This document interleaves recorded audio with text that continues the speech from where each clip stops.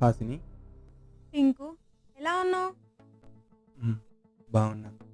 నువ్వు బాగున్నావా? బాగున్నా. అవును, నువ్వేంటి ఇక్కడ? బిట్టు మా పెదనాన్న వాళ్ళ కొడుకు, అన్నయ్య అవుతాడు. ఓ, అవునా? మరి నువ్వేంటి ఇక్కడ? బిట్టు ఇంటర్లో ఫ్రెండ్ నాకు. అవునా? ఏం చేస్తున్నావు ఇప్పుడు? సినిమాల్లో ట్రై చేస్తున్నా.